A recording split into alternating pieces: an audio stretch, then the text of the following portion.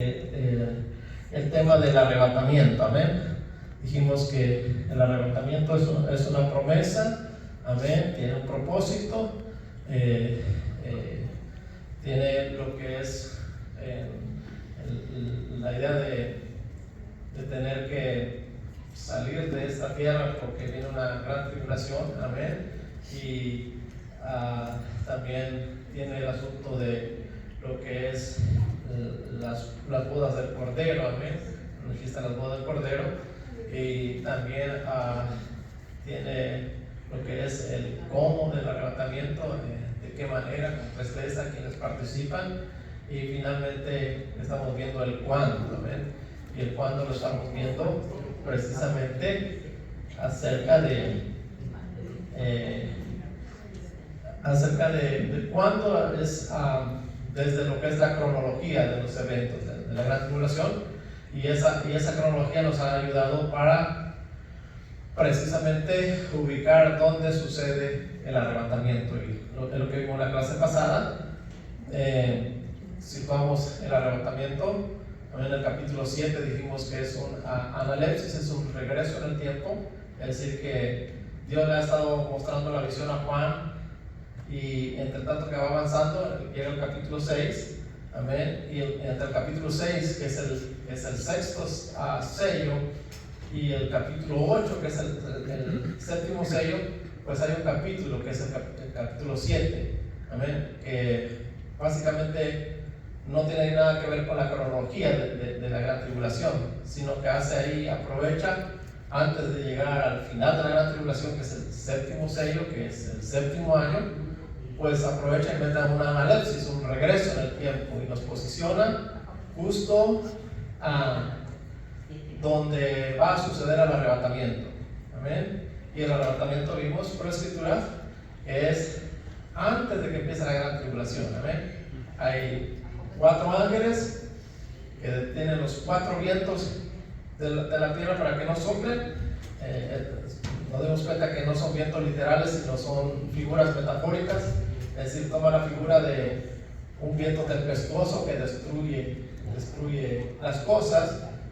Pero ya vimos que el profeta nos revela que son esos 4 vientos, los 4 caballos que salen de la presencia de Dios para recorrer la tierra, es decir, que vienen por orden del Señor para destruir las cosas que están en la tierra, ¿ven? Y estos son los cuatro jinetes de lo que conocemos como los 4 jinetes del Apocalipsis. Así que el 7 nos posiciona ahí, nos dice que no hagan daño.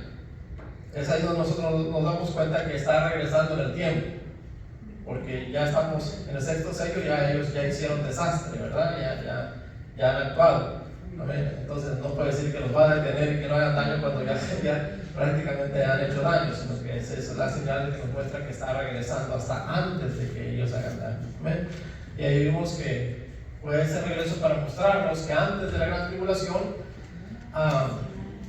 se sellan a 144,000 para predicar el evangelio, y en la iglesia es arrebatada y presentada en el cielo para las bodas del Cordero, amén. Y es el capítulo 7, el verso 14, en el cual nos quedamos nosotros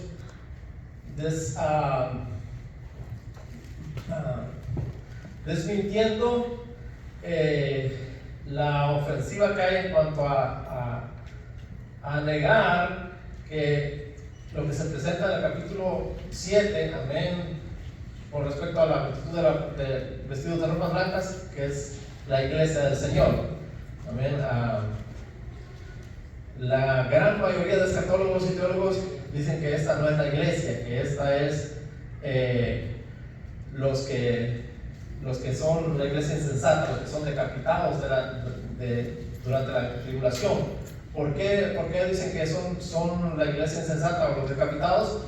Porque precisamente el versículo 14, el capítulo 7, versículo 14, está la expresión: estos son los que han salido de la gran tribulación. Entonces ellos dicen, pues la iglesia no pasa por la gran tribulación, así que esta no puede ser la iglesia, porque estos sí están, si dice que han salido de la gran tribulación, significa que pasaron por la gran tribulación. Entonces, necesariamente tienen que ser los decapitados, la iglesia insensata, los que entraron a la gran tribulación. Solo que ellos no analizan bien esta parte, o no ponen atención cuando están leyendo.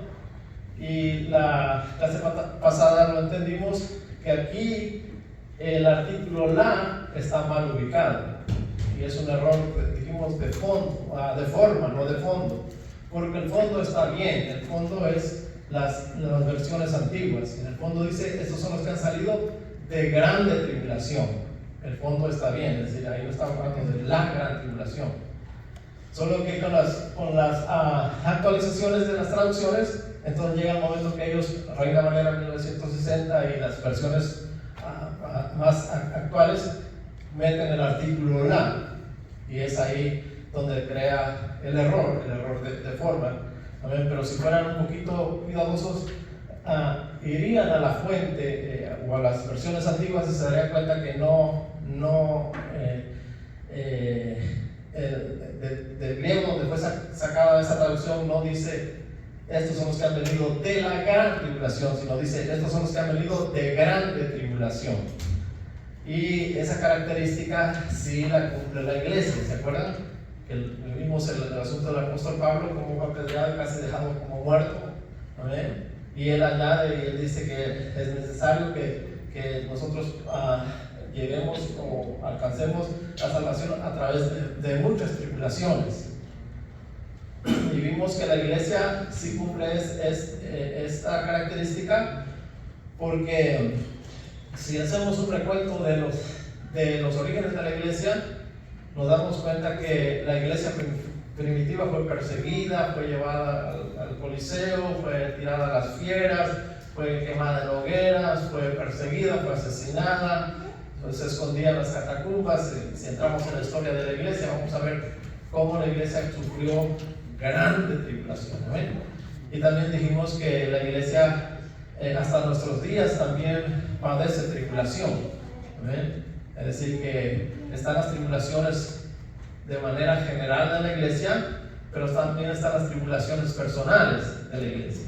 Es decir, un padre que pierde un hijo, un padre que pierde una esposa que pierde un esposo, una mujer que pierde una madre, una mujer que pierde un padre, una esposa que es despreciada por su esposo por causa del evangelio. Ese tipo de cosas son tribulaciones que la iglesia está pasando.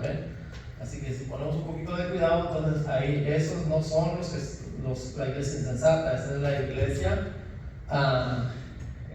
sensata que pasa por tribulaciones. Amén. Y que San Pablo dice que es necesario que pasemos por tribulaciones. Ahora, San Pablo ahí no está diciendo que es necesario que haya tribulaciones, sino que está diciendo que es necesario que pasemos por tribulaciones. Es decir, que las tribulaciones son cosas que hasta cierto punto podemos decir que son normales en este mundo convulso, en este mundo lleno de peligros, pero es necesario pasar a través de las tribulaciones, no quedarnos en las tribulaciones, no retroceder en las tribulaciones, sino hay que pasar, hay que salir adelante con la ayuda del Señor. Entonces, eso es lo que quiere decir el apóstol Pablo. No quiere decir como que nosotros necesitamos sufrir para entrar al reino de los cielos, no, sino que necesitamos pasar por esas tribulaciones que vienen. Amén. Entonces, también vimos la comparación con San Mateo y dijimos desde la etimología de la palabra, tampoco aquí cabe la gran tribulación. ¿Por qué? Porque la palabra que se usa aquí es cierto, cuando dice gran tribulación, esta palabra sí es megas, y cuando el Señor Jesucristo también anuncia, dice porque habrá entonces gran tribulación, aquí también es megas. ¿Amén? Pero lo que la mayoría de los escatólogos no analizan, no tienen ese cuidado de analizar la escritura, es que esta megas no se queda en megas, sino que da el salto a giga, es más que mega. Dijimos, por ejemplo, en cuestión de medidas y en cuestión de intensidad, está la cada kilo donde entran los miles, megas entran millones, gigas entran billones y teras entran trillones. ¿Amén? Bueno, la palabra que se ocupa aquí es megas, porque realmente son tribulaciones muy fuertes. ¿Amén? Pero cuando el Señor anuncia la gran tribulación, no se queda en megas. Dice, porque habrá entonces megas, la palabra grande aquí es megas, al igual que aquí, megas o grande tribulación.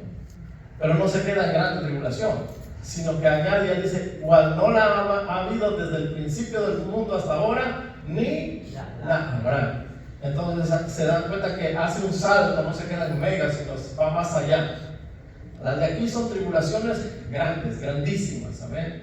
Una iglesia que es perseguida, una iglesia que es asesinada, una iglesia que se le quitan sus derechos, una iglesia que se le quitan sus propiedades. Recientemente escuchaba un testimonio de unos hermanos, toda una comunidad fue, no recuerdo en qué estado de México, fue echada fuera de sus terrenos por ser cristianos, amén. Y había un grupo de hermanos que los pudo reubicar y hacerles casitas ahí donde ellos pudieran habitar, amén. Entonces aquí caben esas tribulaciones, pero esta tribulación es única, está por encima de esta tribulación. Aunque estas son fuertes, esta es mucho más fuerte. ¿Por qué? Por lo que el Señor dice, cual no la ha habido desde el principio del mundo, ni la habrá. ¿Amén? Entonces, aquí este artículo está mal ubicado. Esta tribulación de aquí no es la misma de aquí. Esta es la gran tribulación. El artículo la ya en español ya nos dice que esta es única, es grande, es mayor. ¿Amén? Entonces sí, esta es la iglesia del Cordero, está parada enfrente del trono, está siendo casada por el mismo Padre, amén. Y por lo que nos sigue diciendo, pues entonces nos damos cuenta que está siendo también recibida. Y no solamente está siendo recibida, sino está siendo metida en el tabernáculo de Dios o en la casa de Dios. Como el ejemplo de las bodas que se realizaban, la novia iba a la casa del Padre. Es exactamente lo que está manifestando aquí, amén. Muy bien, dice el verso 15 nos dice lo siguiente: por esto están delante del trono de Dios. Amén. Vamos a leer el 14 y ese se une con el 15 para que entendamos bien la lectura. Dice: yo le dije, Señor, tú lo sabes, y me dijo, estos son los que han salido de grande tribulación y han lavado sus ropas y las han emblanquecido en la sangre del Cordero. Son dos cosas diferentes. Primero son lavadas las ropas y después son emblanquecidas. Es decir, que en el momento que nosotros aceptamos al Señor Jesucristo, nuestras ropas son lavadas. Pero mientras caminamos en el Señor, ¿cuántas veces se ensucia nuestra ropa? Muchas veces, ¿verdad? Entonces no solamente hay que ser lavada, sino hay que ser emblanquecida. Es decir, eso significa que las ropas se ensucian y no las pueden dejar sucias. ¿Qué hay que hacer? Hay que emblanquecerlas. Por eso es que el Señor aquí les dice a Juan, las ha lavado, pero igual las han emblanquecido la sangre del Cordero. Así que cada vez que nosotros nos ensuciamos, hay que venir al Cordero. ¿Quién es el Cordero? Cristo, amén.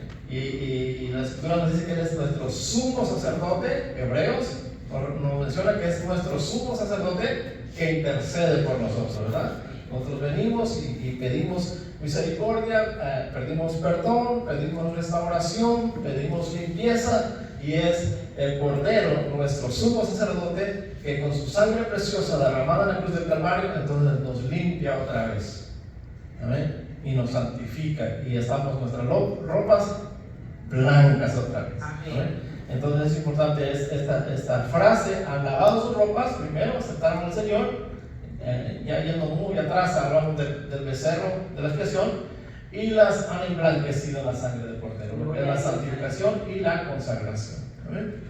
Muy bien, entonces, por esto están delante del trono de Dios. Por eso usted y yo estaremos delante del trono de Dios, porque recibimos al Señor, pero no solo lo recibimos y ya hicimos lo que quisimos. De ahora en adelante ya lo recibimos y ahora sí, salvo siempre salvo, yo puedo hacer lo que yo quiera, no pasa nada, no. Sino que lo recibimos y constantemente estamos lavando nuestras ropas. ¿Amén? Amén. Lavando nuestras ropas. Por eso es que nosotros vamos a llegar y estamos delante del trono de Dios, porque se están celebrando las bodas, porque el Padre va a casar a su Hijo con su novia. Amén. Muy bien, entonces por eso están delante del trono de Dios y le sirven día y noche en su templo. Amén. Esta frase también los críticos la usan y dicen, y le sirven día y noche en su templo, y dicen, esta no puede ser la iglesia, porque la iglesia regresa con Cristo para gobernar 1000 años. Y estos son los de la gran tribulación, porque estos se quedan en el templo sirviéndole día y noche. Entonces ellos argumentan eso. Solo que, como decía un predicador, tiene que dejar de ser mentira para que sea verdad. O por lo menos demuestran desconocimiento de la Escritura. Y es un desconocimiento flagrante, porque la Escritura es bien clara. Porque los que pasan por la gran tribulación, la verdadera gran tribulación, los que son decapitados, ellos también reinan con Jesús por 1000 años. Ellos también reciben la potestad de gobernar con Cristo 1000 años. Ellos son resucitados. Es cierto que se pierden las bodas del Cordero, es cierto que se pierden el bimá de Cristo o el bema de Cristo, pero ellos al final sus ropas son lavadas, amén, son emblanquecidas, y al final de la gran tribulación ellos son resucitados y también entran al milenio. Ellos no se quedan en el tabernáculo de Dios.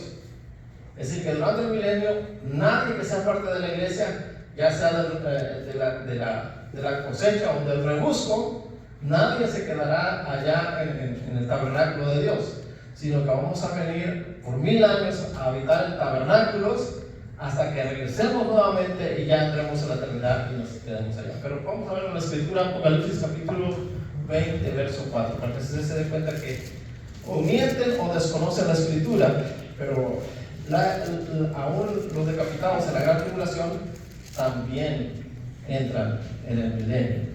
Apocalipsis 20, capítulo 20, verso 4 dice así, se lo voy a leer: y vi tronos y se sentaron sobre ellos los que recibieron facultad de juzgar, y vi las almas de los decapitados por causa del testimonio de Jesús.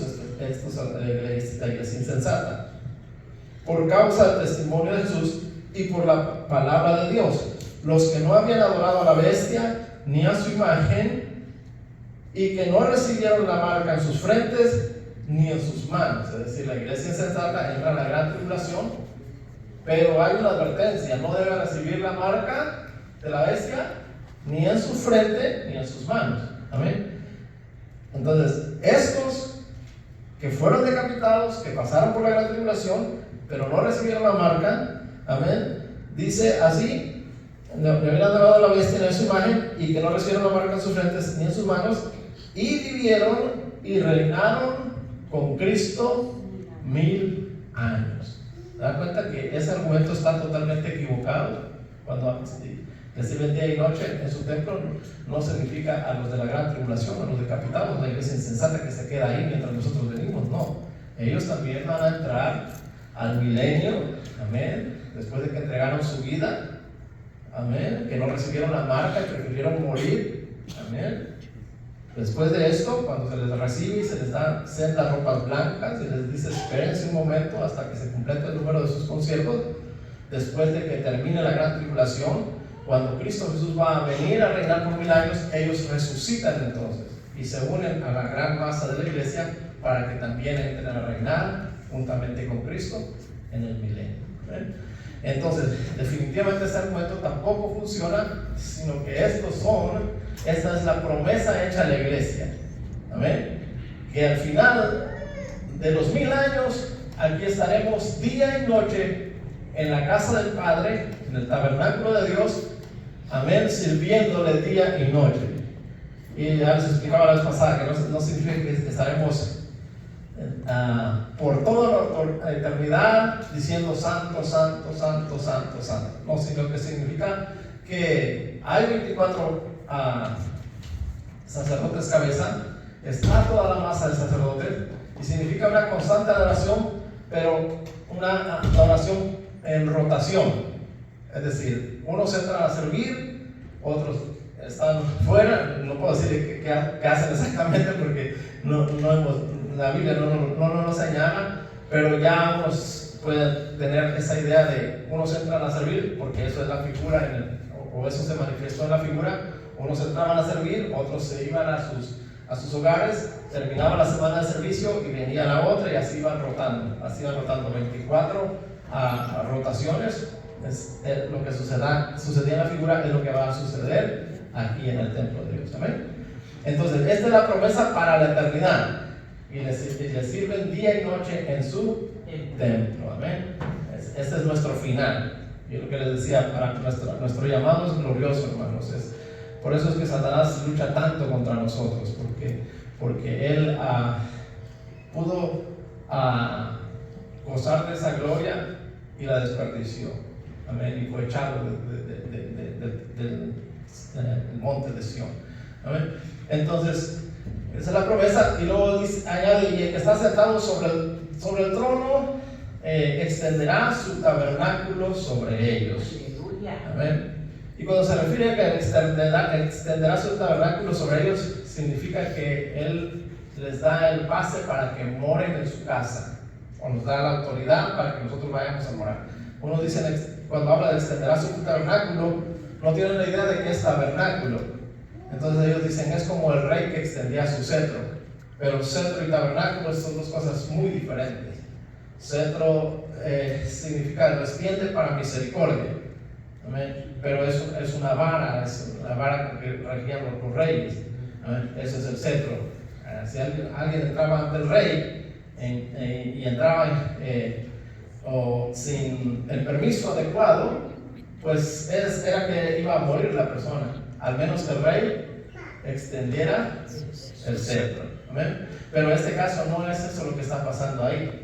Porque ahí los que están llegando, ellos ya lavaron sus ropas y ya las han emblanquecido, no están buscando misericordia, ellos son aprobados, son dignos de estar ahí. Entonces él dice que extiende su tabernáculo, es decir, extiende su tabernáculo significa que ellos entran a morar en su casa. Le está diciendo, esta es mi casa y la novia o la esposa del Cordero es bienvenida para vivir para siempre en mi casa. ¿Amén? Eso significa extender el tabernáculo. Nosotros entraremos a vivir en su casa. Amén. Por supuesto, en el tiempo de la eternidad. Otra vez, la iglesia va a venir por 1000 años, habitarán tabernáculos movibles y regresaremos otra vez aquí para la eternidad. Muy bien. Extenderá su tabernáculo sobre ellos, el Padre los recibe en su casa. Dice, ya no tendrán hambre ni sed y el sol no caerá más sobre ellos, ni calor alguno. Esto es lenguaje figurado, esto es metafórico. ¿Amén? No significa que no haya sol y que usted no pueda comer o beber, sino significa que usted ha trascendido a una vida de inmortalidad. Es decir, usted puede comer, pero no necesita comer para vivir. Es como el Señor Jesucristo cuando se le presenta a sus discípulos después de haber resucitado. Y están todos espantados y él dice, yo soy, miren que soy yo, porque los espíritus no tienen ni carne ni hueso como yo tengo. Y como todavía no le creían, dice que él le llevaron a un pan y un pez, lo partió, dio gracias y se lo comió tranquilamente. ¿Amén? De hecho, también cuando Pedro andaba pescando con los discípulos, ya Jesús murió, ya se acabó todo. Y ahí Juan ve que el Señor viene y le dice, Pedro es el maestro. Ya Pedro se lanza y va a recibirlo. Y Jesús ya tiene un pez asado ahí, preparadito para comérselo. Amén. Entonces, ¿qué significa? No significa que usted no pueda comer. Usted puede comer o va a poder comer con ese cuerpo. Amén. Pero no es una necesidad como ahora. Ahorita usted si no come se muere. ¿Amén? O por lo menos se debilita. ¿Amén? Entonces, lo que está diciendo aquí es que ya la comida y la bebida no es una necesidad porque ahora hemos recibido un cuerpo inmortal. Aleluya. Que ya el calor o la dureza de este espacio y este tiempo, porque acuérdense que vamos a venir por 1000 años, pero la dureza de este espacio y este tiempo ya no nos afecta a nosotros. Es decir, no tengo que ponerme un sombrero o una camisa manga larga porque si no me quema el sol. ¿Por qué? Porque nosotros habremos trascendido a la inmortalidad. Amén. Eso es lo que está aquí diciendo. Amén. Y ya no tendrán hambre ni sed y el sol no caerá más sobre ellos. Otra vez no significa que no hay sol, sino significa que no hace efecto sobre nosotros ni calor alguno. Ya no, me estoy ahogando del calor. Amén. Muy bien. El verso 17 dice así: porque el Cordero que está en medio del trono los pastoreará. ¿Se da cuenta que el Cordero está en medio del trono? Es decir, el Cordero está parado justo enfrente del trono. Ahí está realizándose la boda. Y ya ha sido declarado el esposo. Los pastoreará y los guiará a fuentes de agua de vida, y Dios enjugará toda lágrima de los ojos de ellos. Es decir, que de ahí en adelante nosotros no sufriremos más dolor, desesperación, estrés y nada de esas cosas nos afectarán, porque habremos trascendido a la inmortalidad. Amén. Y Dios enjugará toda lágrima de los ojos de ellos. Hay una gran diferencia entre enjugar y enjuagar. Amén. Algunos dicen que Dios enjuagará los ojos de ellos. Enjuagar significa que con tus mismas lágrimas te laven los ojos, pero ahí enjugar significa limpiar las lágrimas. Amén. Es decir, Dios nos limpiará las lágrimas. Ya no va a haber razón para estar llorando, sufriendo y llorando. Amén. Eso es lo que Dios quitará todo dolor. Esa es la esperanza de la iglesia sensata. Esta es la iglesia sensata. Esta es la iglesia que se casa con el Cordero. Este es el momento justo. Antes de que la gran tribulación empiece, nosotros estaremos parados frente al trono recibiendo al esposo. Amén. Amén. Y eso es multitudes que están vestidos de ropas blancas. La promesa cumplida a Abraham. Amén. Entonces ese viene siendo el cuándo. Santo Dios, ¿qué pasó aquí?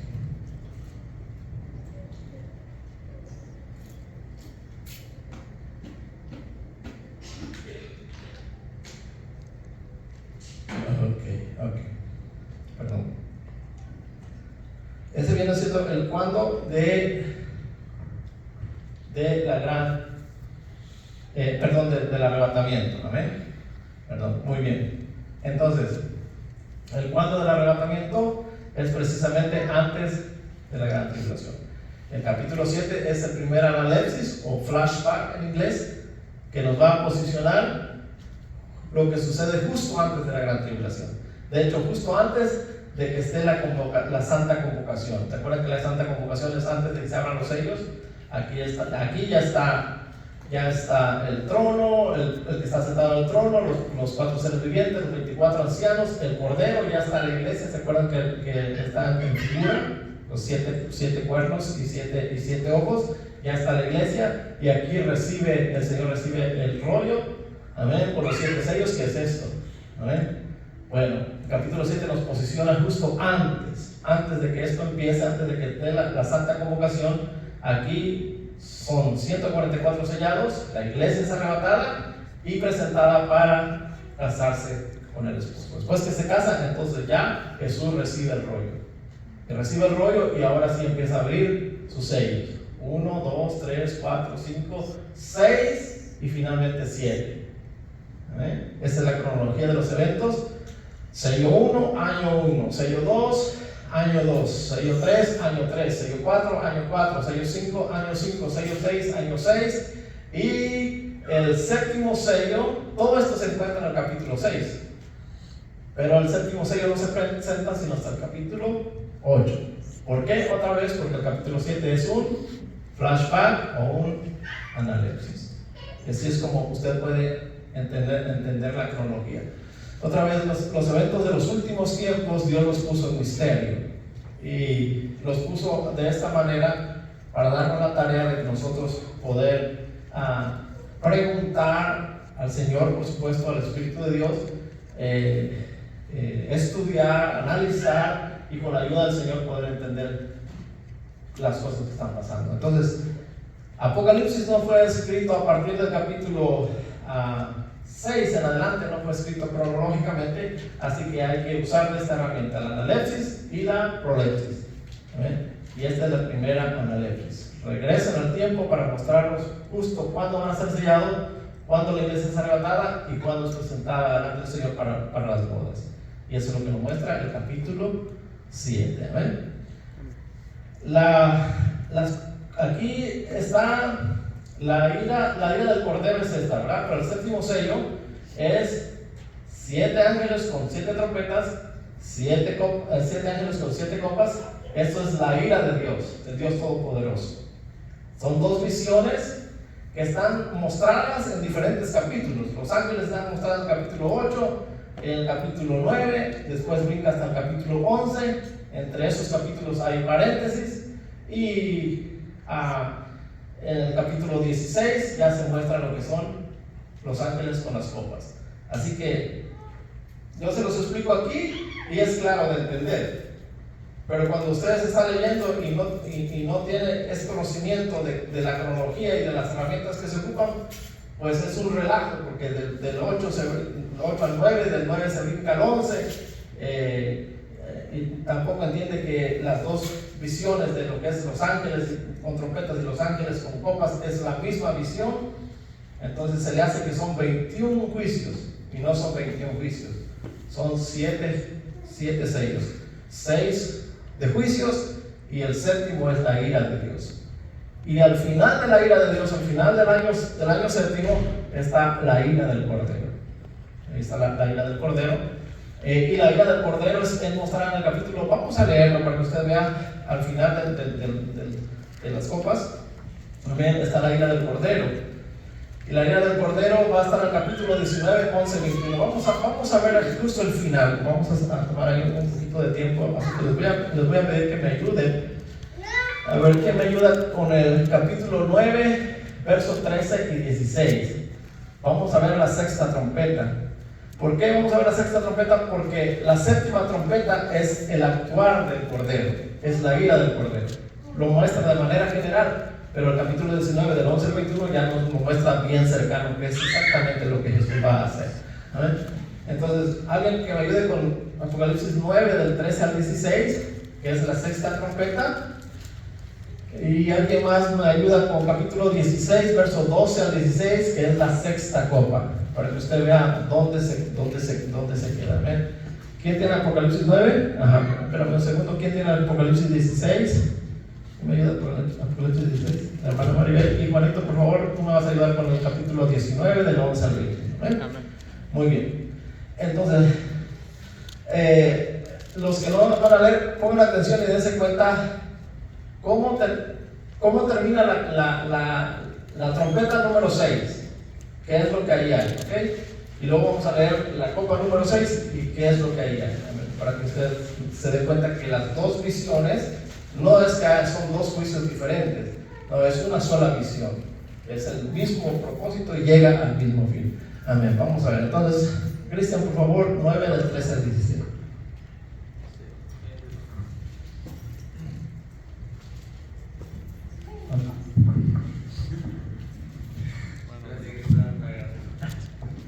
El sexto ángel tocó la trompeta y oí una voz de entre los 4 cuernos del altar de oro que estaba delante de Dios, diciendo al sexto ángel que tenía la trompeta: desata a los 4 ángeles que están atados junto al gran río Éufrates.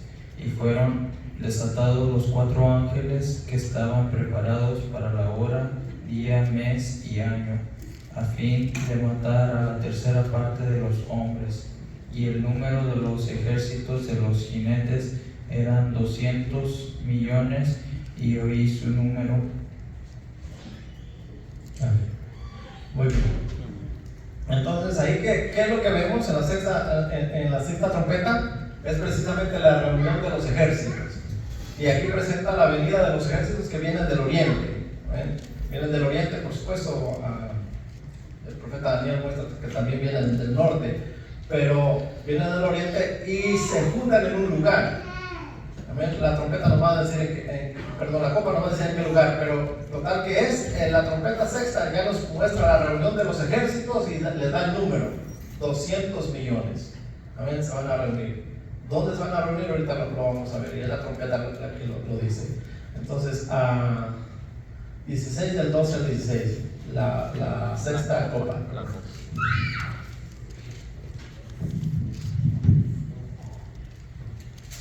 Dice: el sexto ángel derramó su copa sobre el gran río Éufrates, y el agua de este se secó, para que estuviese preparado el camino a los reyes del oriente.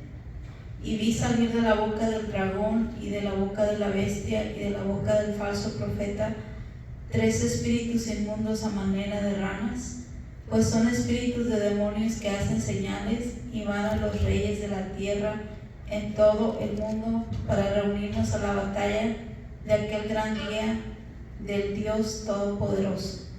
He aquí yo vengo como ladrón, bienaventurado el que vela y guarda sus ropas, para que no ande desnudo y vean su vergüenza.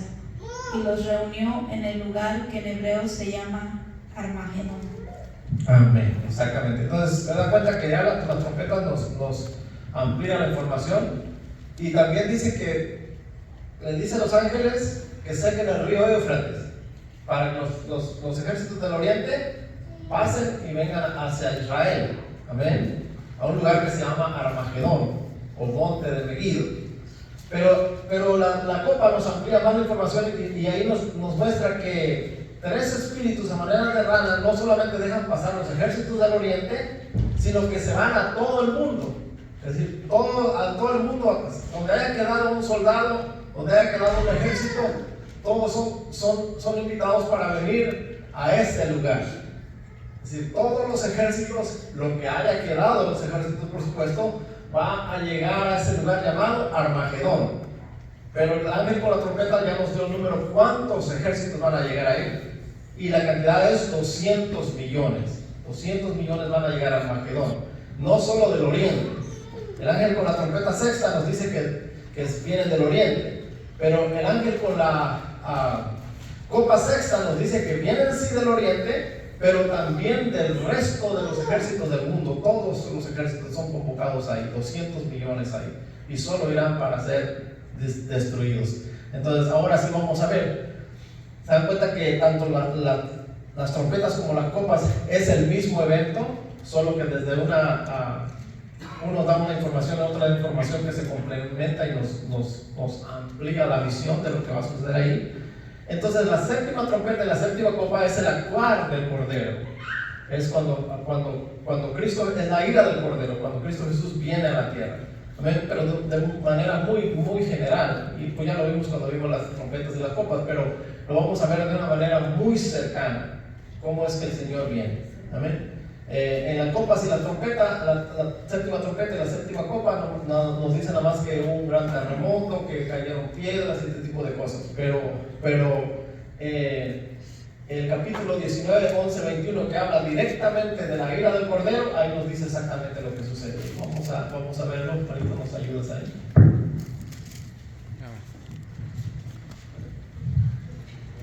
Amén, dice.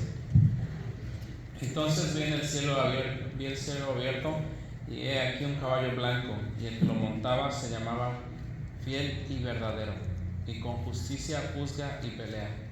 Sus ojos eran como llama de fuego, y había en sus cabezas muchas diademas, y tenía un nombre escrito que ninguno conocía sino él mismo. Estaba vestido de una ropa teñida en sangre. Vamos a regresar a las figuras ahí. A ver, les voy a preguntar a ustedes, este personaje, ¿quién es? A ver, ¿pueden a leer cuando aparece el personaje montado en un caballo blanco? Dice eso. Dice: entonces vi el cielo abierto, y he aquí un caballo blanco, y el que lo montaba se llamaba Fiel y Verdadero. A ver, ¿quién es él? Jesús, ¿verdad? Exactamente. ¿Se dan cuenta cómo Apocalipsis juega mucha importancia en lo que son las figuras metafóricas? Fiel y verdadero, ya sabemos quién es Jesús. Pero ahí no dice Jesús, pero sabemos que es Jesús. A ver, ¿cómo sigue? Y con justicia juzga y pelea. Sus ojos eran como llama de fuego, y había en su cabeza muchas diademas. Y tenía un nombre escrito que ninguno conocía sino él mismo. No vamos a entrar en las características, pero sigue adelante. Estaba vestido de una ropa teñida en sangre, y su nombre es el Verbo de Dios. ¿Quién es él? Jesucristo, ¿verdad? ¿Quién lo presenta como el Verbo de Dios en la Escritura? ¿Por qué sabemos que él es Jesucristo? Porque la Escritura lo presenta antes como el Verbo de Dios, ¿verdad? ¿Quién lo presenta? A ver, ¿alguien se acuerda? El mismo Juan. Juan, exactamente. Juan en el Evangelio, ¿verdad? En el principio era el verbo. Y el verbo era Dios. Exactamente. Entonces, por eso sabemos que este es Jesucristo. ¿Vale? Muy bien. Sigue. Y los ejércitos celestiales, vestidos de lino finísimo, blanco y limpio, le seguían en caballos blancos. Amén. Ese Ese es usted y yo. Esa es la iglesia que viene con el Cordero. Muy bien. De su boca sale una espada aguda para herir con ella a las naciones, y él las regirá con vara de hierro, y él pisa el lagar del vino del furor y de la ira del Dios Todopoderoso. Y en su vestidura y en su muslo tiene escrito este nombre: Rey de Reyes y Señor de Señores. Y vi un ángel que estaba en pie en el sol y clamó a gran voz diciendo a todas las aves que vuelan en medio del cielo: venid y congregaos a la gran cena de Dios, para que comáis carnes de reyes y de capitanes, y carnes de fuertes, carnes de caballos y de sus jinetes, y carnes de todos, libres y esclavos, pequeños y grandes. Y vi a la bestia y a los reyes de la tierra y a sus ejércitos reunidos para guerrear contra el que montaba el caballo y contra su ejército. Y la bestia fue apresada, y con ella el falso profeta, que había hecho delante de ella las señales con las cuales habla, engañando a los que recibieron la marca de la bestia y habían adorado su imagen. Estos dos fueron lanzados vivos dentro de un lago de fuego que arde con azufre, y los demás fueron muertos por la espada que salía de la boca del que montaba el caballo, y todas las aves se saciaron de las carnes de ellos. Amén. Amén. Exactamente. Entonces, se dan cuenta que lo que es el séptimo sello son ángeles con trompetas, ángeles con copas. Es la misma visión. La sexta trompeta y la sexta copa reúnen a todos los ejércitos. Viene Jesús, destruye. Por eso viene vestido de rojo, que significa que va a pisar el lagar. Amén. Va a destruir o a matar a los del lagar. Pero dice que invita a todas las aves de todos lados para la gran cena del Señor, porque no solo lo que quiere, yo no sé si va a haber aves suficientes para comer las carnes de los que van a morir, pero lo que quiere decir ahí el Señor es que va a haber una mortandad grandísima. ¿Por qué? Porque primero en el lagar va a haber 200 millones muertos justo ahí en el lagar, pero se acuerdan que hay otra tercera parte que se pierde, que son los conocidos como los cabritos, que están escondidos en cuevas, que al lograr sobrevivir la gran tribulación, pues también ellos van a ser pasados por la espada, por la palabra de Dios, que trae una espada aguda de dos filos, es decir, da la palabra y todos ellos van a perecer ahí. Es decir, que al final, al milenio solamente van a entrar 200 millones de personas, y esos son los que han recibido el sello de Dios para sobrevivir durante la gran tribulación. Amén. Así que ahí no hay espacio para un arrebatamiento. No hay espacio para que la iglesia insensata sobreviva. No hay espacio para que ningún grupo religioso viva. Amén. Sino simple y sencillamente aquellos que durante la gran tribulación escucharon el mensaje de los 144,000. Amén. Temed a Dios y dadle gloria, porque sus juicios han llegado, y lo reciben, y reciben el sello, y son los que van a llegar al final para entrar al milenio. Amén. Entonces, este es pues la gran tribulación y el momento exacto donde sucede el arrebatamiento. ¿Amén? Así que por favor no dejen que le engañen diciendo no, que el arrebatamiento es a la mitad de la gran tribulación, o que es el final de la gran tribulación. Creo que nos hemos tomado el tiempo para mostrarles con evidencia bíblica y con gráficas para que usted se dé cuenta el momento exacto donde el arrebatamiento va a suceder. Es justo antes de la gran tribulación. Amén, Si amén. usted no participa de esto, se va a entender que usted es una iglesia insensata y usted sabe que aquí va a morir. No hay opción de que usted viva. No hay salvación en cuanto a vida física, pero hay salvación de vida eterna, pero usted tiene que entregar su vida. Es como los del diluvio. las generaciones de Noé, las generaciones de Seth.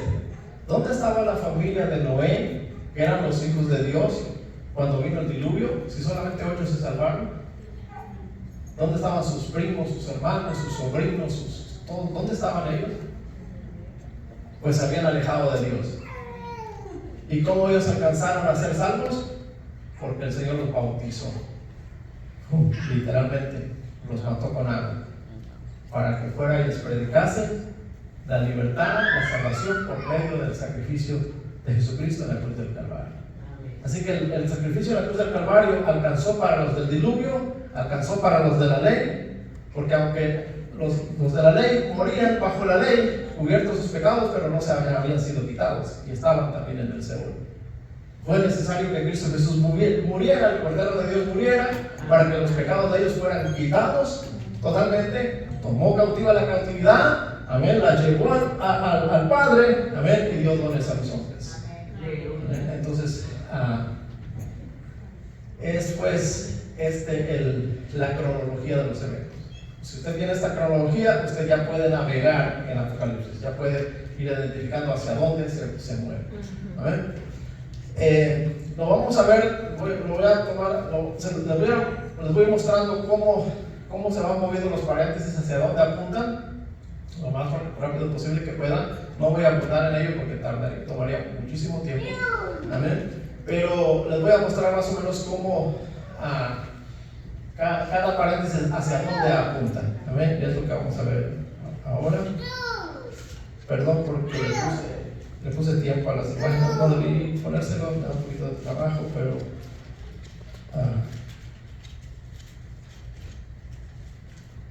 ok, ahí lo vamos a ver. Muy bien. Entonces, dijimos que el primer analepsis en la visión de Juan, en la cronología de los acontecimientos de la gran tribulación, fue el capítulo 7, pero no es el único, hay más capítulos.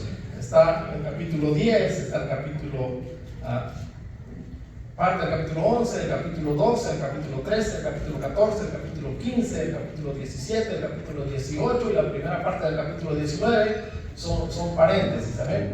Entonces, tratando de explicarlo, pues me llevaría otro semestre, a lo mejor un poquito más, pero sí les voy a mostrar hacia dónde se mueve, ¿saben? Por lo que dice ahí, hacia dónde se mueve.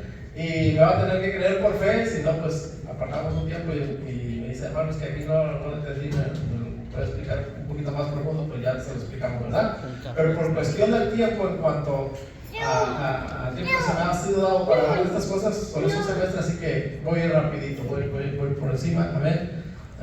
Por supuesto, no significa que usted no pueda preguntarse de repente, tiene una pregunta con toda libertad, puede hacer su pregunta, amén. Muy bien. Entonces el capítulo 10 es otro paréntesis, y va a tener un prolepsis y un analepsis, un avanzar hacia adelante y un avanzar hacia atrás. Pero su origen es, o de dónde parte, es cuando se da la sexta trompeta. Entre la sexta y la séptima trompeta, ahí el Señor mete este paréntesis. Y este paréntesis muestra un prolepsis y un analepsis. Un ir hacia adelante y un ir hacia atrás. ¿Y cómo sabemos que va adelante y hacia atrás? Pues precisamente cuando leemos la Escritura. ¿Ven? Vamos a ir ahí al capítulo 10 de Apocalipsis, del verso 1 al verso 7. ¿Ven? Y muestra primero un prolepsis, un avance hacia adelante, un flash forward. Espero que lo esté pronunciando bien, para que entienda. Muy bien. Entonces, vamos a ver qué me ayuda. Apocalipsis 10, del 1 al 7. Amén. Amén, hermano.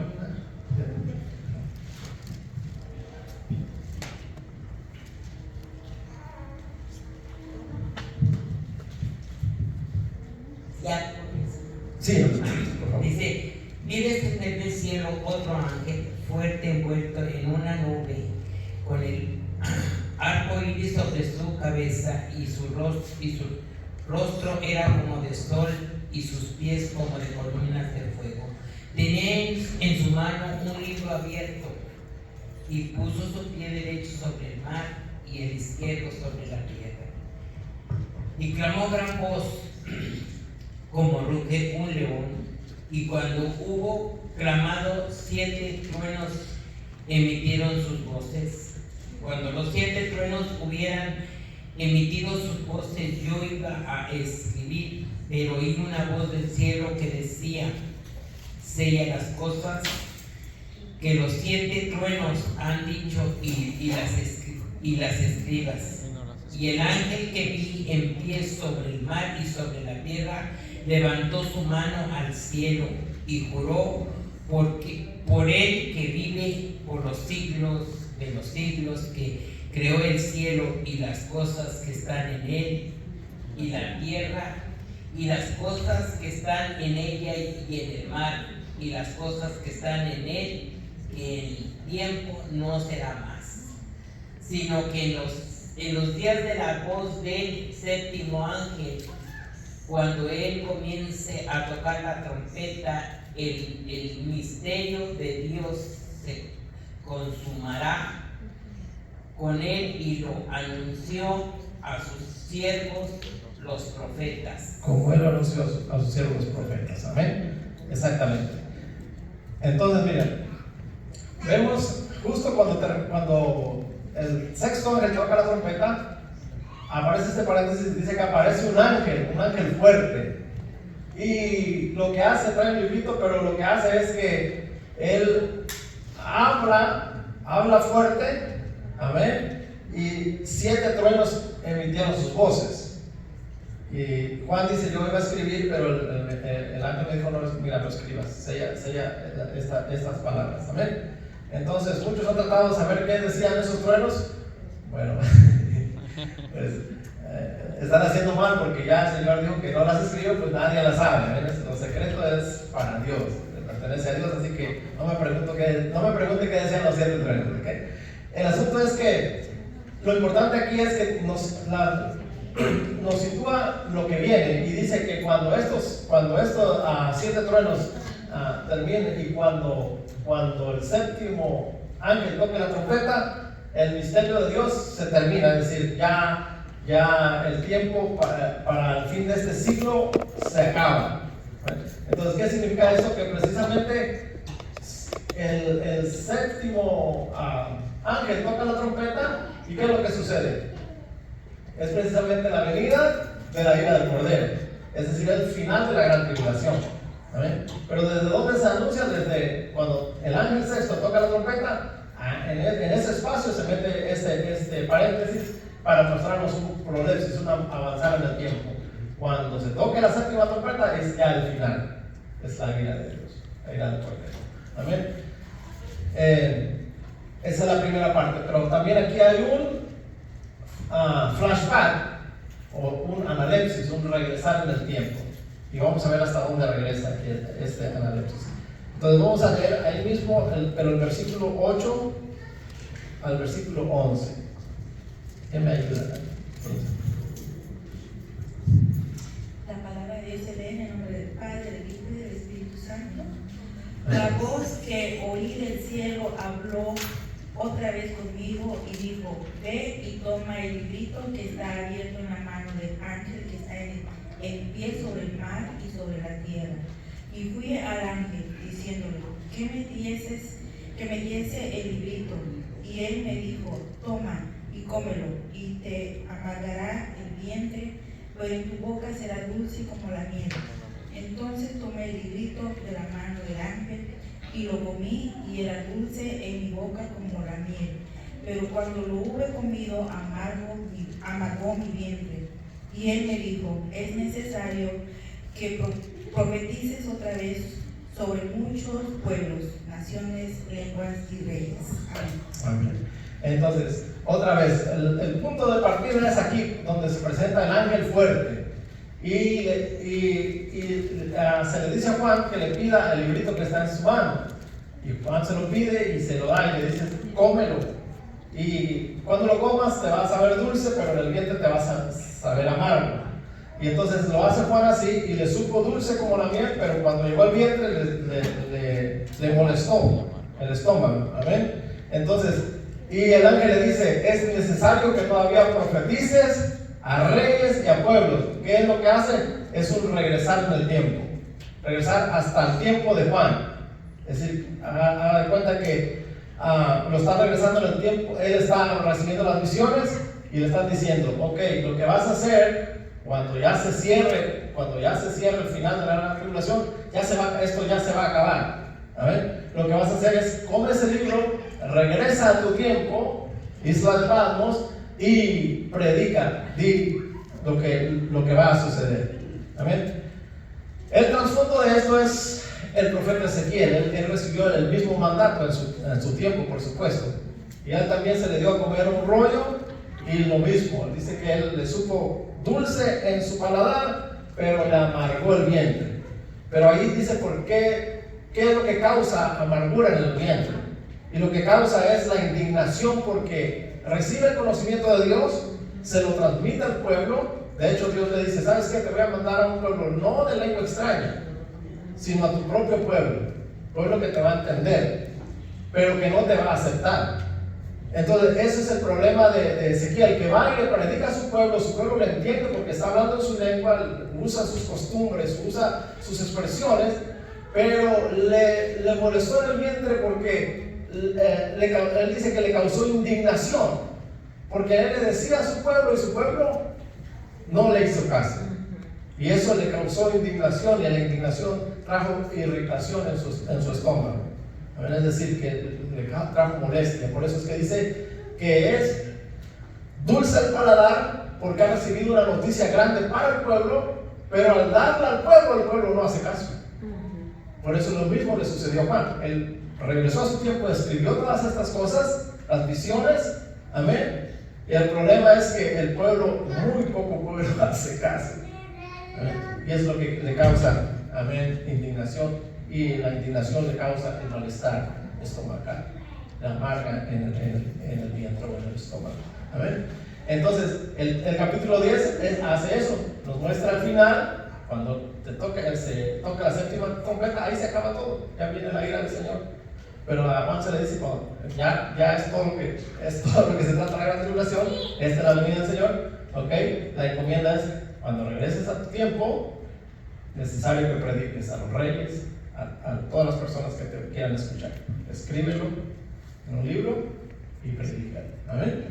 Muy bien, ese es el paréntesis del capítulo 10. Vamos a ver el siguiente paréntesis. Eso es lo bueno de tener la cronología de los eventos, porque ya ahí tú puedes identificar hacia dónde se mueve la visión, ya sea hacia adelante o hacia atrás. El capítulo 11 pues también tiene una analepsis primero, un regresar en el tiempo, y luego tiene un prolepsis, un avanzar en el tiempo. ¿Cómo lo sabemos? Otra vez en lo que la escritura dice. ¿Cuál es el punto de partida? El punto de partida es cuando ya el sexto ángel ha tocado la trompeta. El séptimo ángel está por tocarla, todavía no se toca. Tocó el sexto, aquí el punto de partida, de aquí es un avanzar hacia atrás y luego un avanzar hacia adelante. Vamos a ver capítulo 11, versos del 1 al 6, por favor. Entonces, capítulo 11, versos 1 al 6. entonces me fue dada una caña semejante a una vara de medir, y me dijo, levántate y mide el templo de Dios y el altar y a los que adoran a él. Pero el patio que está fuera del templo, déjalo aparte y no lo midas, porque ha sido entregado a los gentiles, y ellos hollarán la ciudad santa 42 meses. Y daré a mis 2 testigos que profeticen por 1260 días vestidos de silicio. Estos testigos son los 2 olivos y los 2 candeleros que están en pie delante del Dios de la tierra.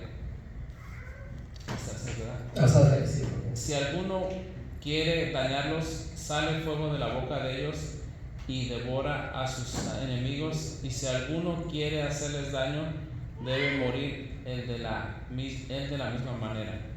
Estos tienen poder para cerrar el cielo a fin de que no llueva en los días de su profecía, y tienen el poder sobre las aguas para convertirlas en sangre y para herir la tierra con toda plaga cuantas veces quieren. Amén. Muy bien. Se lo voy a explicar de manera rápida y con algunas palabras que usted me pueda entender. Este es un analepsis, es un regresar en el tiempo. Esta es la mitad de la gran tribulación. ¿Se acuerdan? Es primero el caballo blanco, luego el caballo rojo, tercer año el caballo negro, cuarto año el caballo amarillento. Amén. Entonces aquí es el año 3 y a la mitad del año 3, amén, es ahí donde este regresa. Este es un analepsis, es un regreso en el tiempo. ¿Por qué? Porque nos están mostrando a dos personajes que son los testigos. Pero su labor no es aquí en el cuando se toca la sexta trompeta, no, sino que su labor es justo a la mitad. ¿Cómo sabemos que es justo a la mitad? ¿Por qué? Por lo que la Escritura está diciendo. Le dice, levántate y mide el templo. Ese mide el templo, hacer el análisis llevaría mucho tiempo, pero lo que significa es no tanto medirlo literalmente para ver cuánto mide para acá, mide para allá, sino es en cuanto a la regla o al reglamento de Dios, es decir, quiénes pueden estar dentro del templo. Y ahí le añade y le dice que el patio no lo miras porque ese es dejado a los gentiles. Es decir, ustedes, la labor de los testigos es cuidar quién puede estar en ese templo. ¿Pero por qué? Porque resulta que justo a la mitad de la semana, en los 3 años y medio, el anticristo viene y se sienta ahí en el templo y se hace pasar por Dios.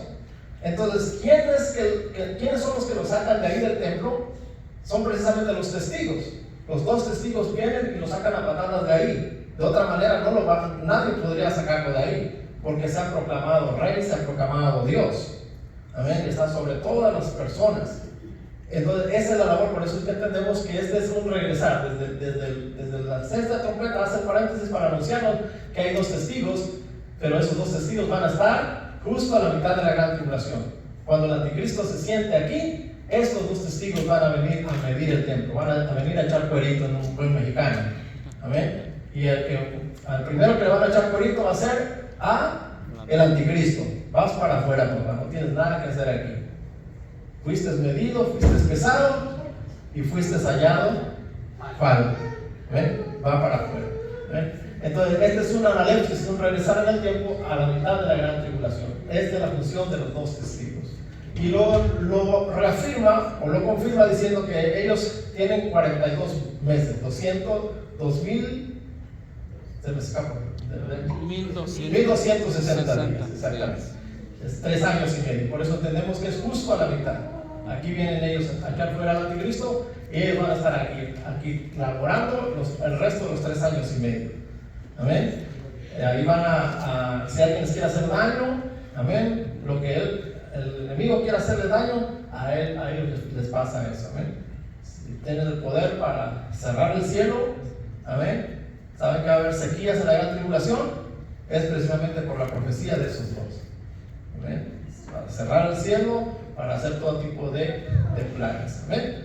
Muy bien. Entonces, no voy a profundizar mucho, le digo por cuestión del tiempo, pero este capítulo 11, amén, su punto de partida es la sexta trompeta y es un analepsis, un regresar, pero también tiene un prolepsis, un avanzar en el tiempo. Y es lo que vamos a ver ahorita. El verso 7 al 14. ¿Quién me ayuda?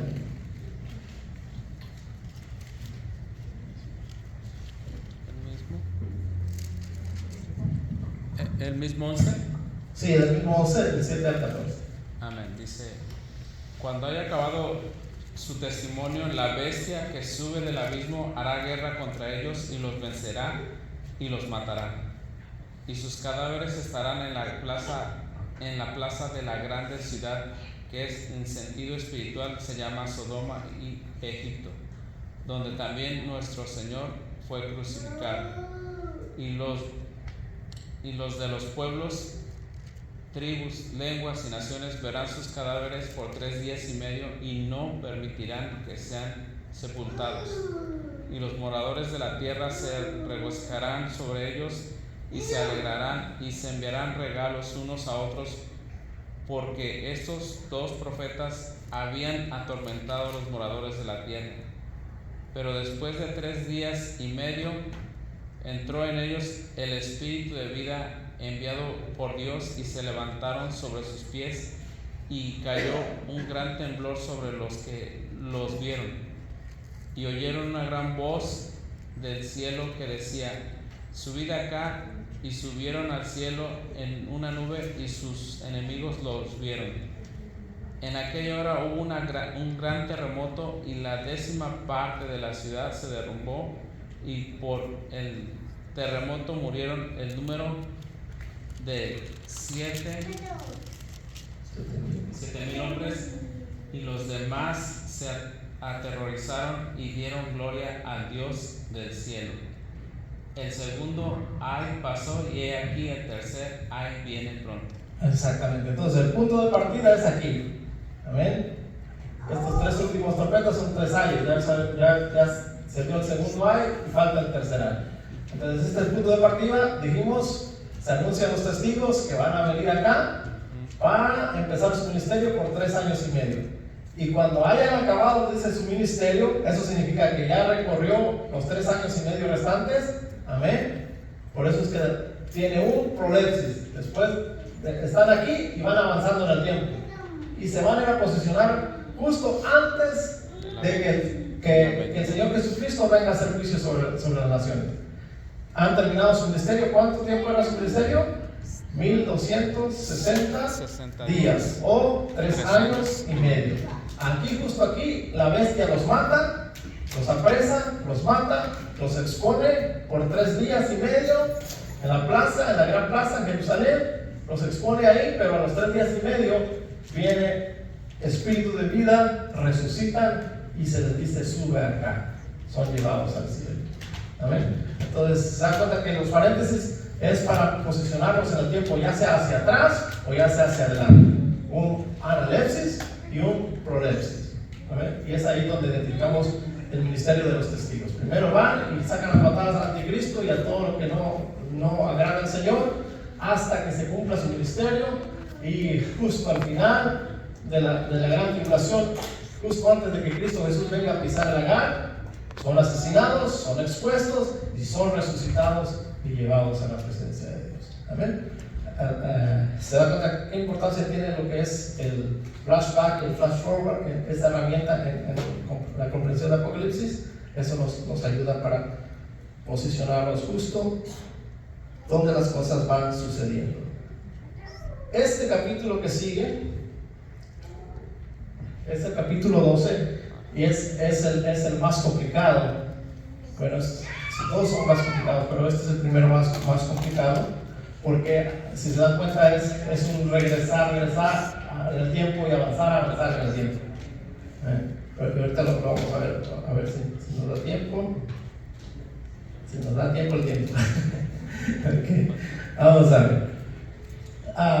Acuérdense que ahorita ya no estamos hablando, ya terminó la gran tribulación y ya terminamos el arrebatamiento. Solo les estoy mostrando los paréntesis en el Apocalipsis, que son flashback y flash forward, que son analepsis y prolepsis.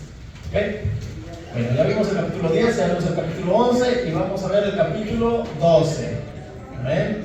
Primero, el capítulo 12, primero es un analepsis, un regresar. Después otros 2 analepsis. Y dentro del último analepsis, un prolepsis. Y después de ese, otro prolepsis, otro avanzar. Flashback, flashback, flashback, flash forward. ¿Ok? Eso es como se va mostrando la visión, lo que va a suceder. Muy bien. Entonces vamos a ver Apocalipsis capítulo 12, verso 1, 2 y 5. Que me ayude, va a leer el 1, el 2 y luego va a saltar hasta el 5. Están ligados. Amén. Dice así: apareció en el cielo una gran señal, una mujer vestida del sol con la luna debajo de sus pies y sobre su cabeza una corona de 12 estrellas. Y estando encinta, clamaba con dolores de parto en angustia del alumbramiento. 1, 2 y El 5. y el 5. Y ella dio a luz un hijo varón que regirá con vara de hierro a todas las naciones, y su hijo fue arrebatado para Dios y para su trono. Amén. Entonces, esta analepsis nos lleva hacia atrás, pero no nos lleva aquí, a los 144,000, sino va más atrás. Y nos lleva hasta dónde? Nos lleva hasta Judá de Belén. Y nos va a hablar de una nación, la nación de Israel. La mujer representa a Israel.